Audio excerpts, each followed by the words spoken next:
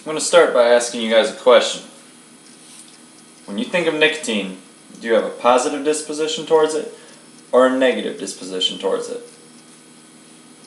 I'm going to ask you that same question, this time in a scientific manner. When you think of nicotine in the body, do you think it behaves in the sense that it stimulates cell growth or inhibits cell growth? Well, this is the thesis to the research I did. Now, I came into this, before doing this research, with a pre-hypothesis. I thought nicotine is toxic to the body, is usually bad. This toxin is probably going to kill cells, so therefore it's going to inhibit cell growth.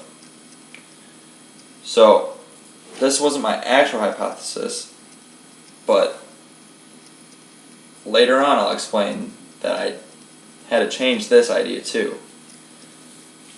So now I'm going to give you the preview as to what I'll be talking about today.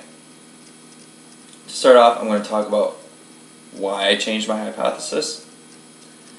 I'm going to talk about the methods that I did in this experiment. I'm going to talk about the results I obtained from my methods. And I'm going to talk about how I interpreted those results and what I can use from these results for future experiments. So, why did I change my hypothesis? Well, before I started doing my research, I researched about my research.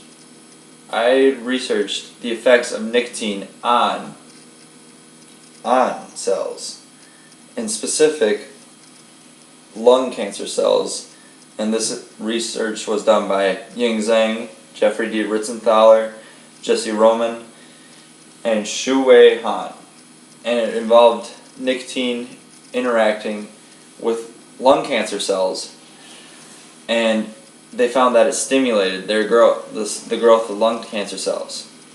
Now, there's some similarities here. First being, they dealt with cancer cells. My Jurkat cells that I'm using in my experiment are cancer cells from a 14-year-old boy with lymphoma, which is a blood-related cancer disease. And so, these have some similarities, and therefore I had to change my hypothesis to incorporate their findings. So no longer was I thinking that nicotine's only going to inhibit cell growth and that I just should look at how much, but now nicotine may inhibit or it may stimulate Jurkat cell growth. So I now had a new hypothesis based on previous research. My next thing I'm going to talk about is my methods now.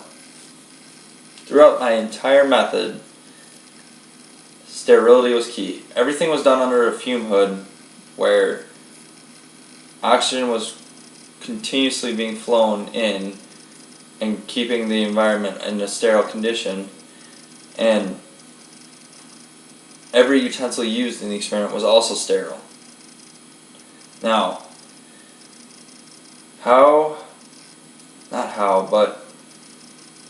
now I'm going to talk about the first step of my experiment. What I did was I had to maintain and grow Jurkat cells to be used to test if I could grow them with nicotine or if they were inhibited. So the first step was reseeding flask, and what I'd do there is you'd initially take some of your cells from your first initial flask and you put them on a hemocytometer, which is a small grid-like thing, a small grid-like kind of slide that you put under a microscope, and you'd be able to look and visually count how many alive versus dead cells there were in each grid. And so with this, you were able to create a ratio, live versus dead. Then this ratio was then used to calculate the amount of cells that you would need to put in your new flask to continue the line growing at a healthy rate. So usually this ratio came to be the same, usually the calculations came out so that it came out to be 0.8 mils that were needed to reseed the flask every time. And so the rest was filled with media for the cells to thrive on, which the media consisted of simple sugars and just an environment for the cells to live in. And so this was about 9.2 milliliters as we were dealing with 10 milliliter flasks, so we filled them all the way up. Now that was the first step, maintaining and properly growing our Jurkat cells. The next step I had to do was dilute my nicotine. I didn't just want to do one test of nicotine at one concentration. I felt like that won't give me conclusive results and it won't really tell me much about what is happening. So I instead diluted the nicotine from a 1/10 dilution to a 1/100th dilution, keeping the 1/10 dilution as well, and just continuously building it off and off and off until I got to 1/1,000,000th dilution. So my range was from 1/10 dilution to a 1/1,000,000th dilution, with a constant in there as well that it just contained Jurkat cells.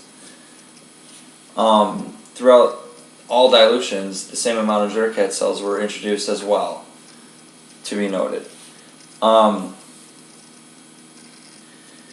So now these dilutions were put into wells. Each dilution had its own well as the constant had its own well. And these wells were then ran through a machine that would give us the absorbencies of the amount of live cells in each well. Now, these absorbencies then gave us the results that I needed to see what was happening. So, if we look at here, we can see in test number 1, the control is here. And at a 1/10 dilution, it's a little higher. And at a 1/100th dilution, the jump is bigger. Now, after the 1/100th dilution, we see that it still increases, but it starts to plateau. Now, this may not mean anything right now. It's only the first test, so let's go on to test number 2. Test number 2 follows the same line as test number 1 did, where we have a general incline in cell growth and absorbency. There's the same gap from 1/10 dilution to a 1/100th dilution, and we see the same plateau occurring in later dilutions. Now, just for conclusive results, let's go to test number 3. And we see the same thing occurring here. Now, from this, we can form an analysis and say that